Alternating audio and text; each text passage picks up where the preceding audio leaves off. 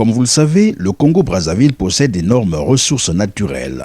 Bois, fer, manganèse, sable bitumineux, uranium et le pétrole, principale source des revenus de l'État. La proximité des habitants et les différents sites d'exploitation de certaines ressources, le cas du pétrole et des mines, est souvent source de conflits entre les compagnies et les communautés riveraines qui, généralement, accusent ces compagnies de polluer l'environnement et d'être également à l'origine des changements de leur mode de vie. Altération des cours d'eau, appauvrissement des sols entraînant ainsi de faibles rendements agricoles et halieutiques, mais aussi l'occupation des terres et d'autres espaces communautaires. Ainsi, pour permettre aux populations riveraines des zones d'exploitation pétrolière et minière d'avoir la maîtrise de leur espace géographique et pour mieux défendre leur patrimoine, la commission diocésaine Justice et Paix de Pointe-Noire, en collaboration avec le Centre pour l'environnement et le développement du Cameroun, avait initié des formations sur l'utilisation d'abord du GPS et ensuite sur la réalisation des cartographies participatives au profit des populations de ces localités. Le GPS, c'est ce petit appareil que nous avons, là, il est un peu comme un téléphone. Et le GPS, lorsque vous le mettez en marche, il repère quels sont les satellites qui sont tout autour. Et donc, lorsque vous allez vous balader dans le village avec cet appareil, vous marquez des points pour dire ici je suis au dispensaire, je suis devant la source, telle rivière, je suis devant tel cimetière. Donc il y a un petit bouton, il y a des petits boutons, on manipule. Et donc ça, on a fait une formation, une ou deux, avec les communautés pour que les communautés soient capables d'utiliser cet appareil qu'on appelle le GPS. Pas seulement l'utiliser, mais une fois qu'ils ont utilisé, ils doivent être capables de prendre les coordonnées qu'ils ont dans cet appareil, les réécrire dans un cahier. Et c'est avec le cahier que nous faisons le traitement des données, mais aussi nous récupérons toutes les informations qui ont été collectées par le cartographe. Avec cet appareil, nous le récupérons, nous le mettons dans l'ordinateur pour pouvoir faire les cartes que vous avez ici. Ça veut dire que toutes les cartes que vous avez dans cette brochure ont été réalisées par vous-même, par des gens qui venaient des différentes communautés. Une manière de sensibiliser chaque communauté à la connaissance de son espace et de celui de la communauté voisine, ainsi que l'utilisation des ressources et déterminer les interférences des acteurs dans le mode de vie communautaire.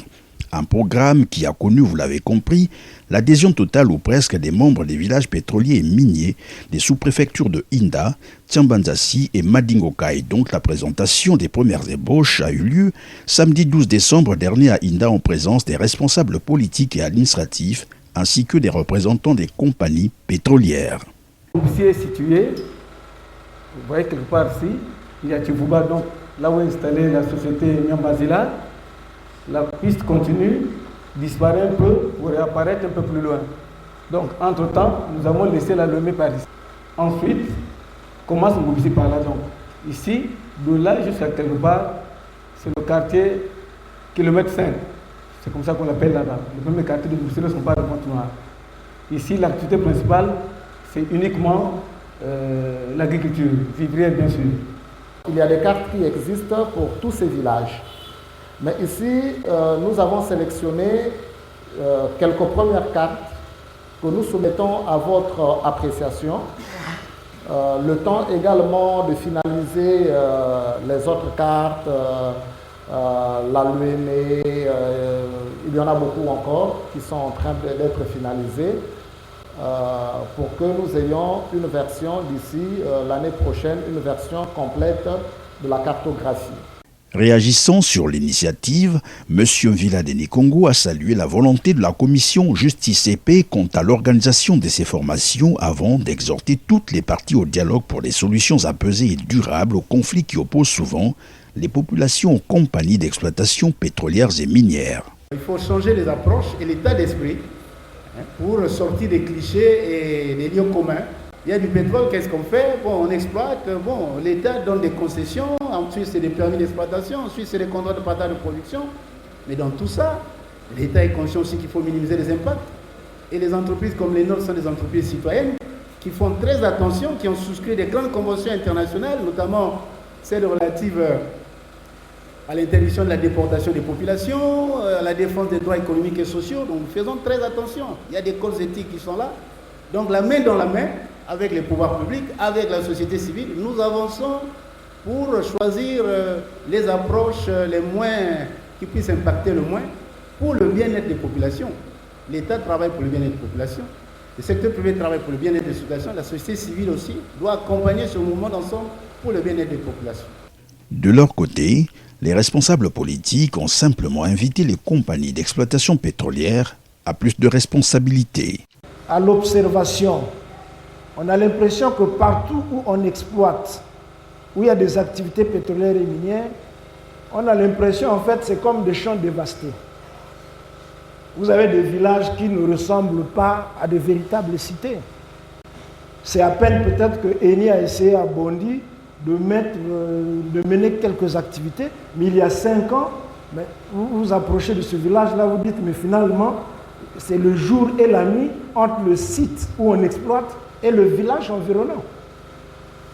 Donc je crois qu'on voudrait pousser, je crois, les sociétés à plus d'engagement.